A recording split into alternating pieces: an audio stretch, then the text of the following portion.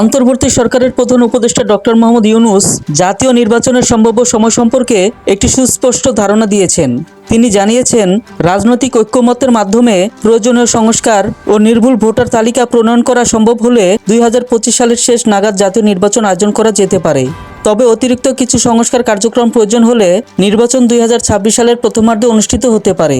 মহান বিজয় দিবস উপলক্ষে সোমবার সকালে জাতির উদ্দেশ্যে দেয়া এক ভাষণে ডক্টর মোহাম্মদ ইউনূস বলেন, প্রত্যাশিত মাত্রা সংস্কার কার্যক্রম সম্পন্ন করতে গেলে সময় সাপেক্ষে কাজ করতে হবে। রাজনৈতিক দলগুলোর মধ্যে ঐকমত্য থাকলে এই প্রক্রিয়া দ্রুত এগিয়ে নেওয়া সম্ভব। তবে যদি আরও কিছু সংস্কার প্রয়োজন হয় তাহলে কিছুটা সময় বাড়তে পারে। ডক্টর ইউনূস তার ভাষণে প্রবাসীদের ভোটার অধিকার নিশ্চিত করার অঙ্গীকার করেন। তিনি বলেন, এবার আমরা প্রবাসীদের ভোট দেওয়ার অঙ্গীকার বাস্তবায়ন করতে চাই। এই সরকারের আমলেই প্রথমবারের মতো এটি সম্ভব করতে নির্ভরযোগ্য ব্যবস্থা নেওয়া হবে। দেশের আইনশৃঙ্খলা পরিস্থিতি নিয়ে গভীর উদ্বেগ প্রকাশ করেন ডক্টর মোহাম্মদ ইউনূস।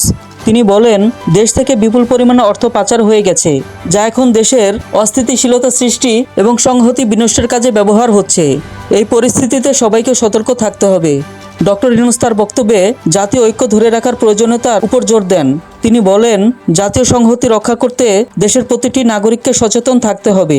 সবাই মিলে কাজ করলে যে কোনো চ্যালেঞ্জ মোকাবিলা সম্ভব। ডক্টর ইউনূসের এই বক্তব্য জাতীয় নির্বাচন নিয়ে নতুন মাত্রার আলোচনা শুরু হয়েছে। তার দেওয়া সময়সীমা এবং সংস্কার কার্যক্রমের দিক নির্দেশনা দেশের রাজনৈতিক ভবিষ্যৎ নির্ধারণের গুরুত্বপূর্ণ ভূমিকা পালন করতে পারে বলে মনে করেন বিশ্লেষকরা।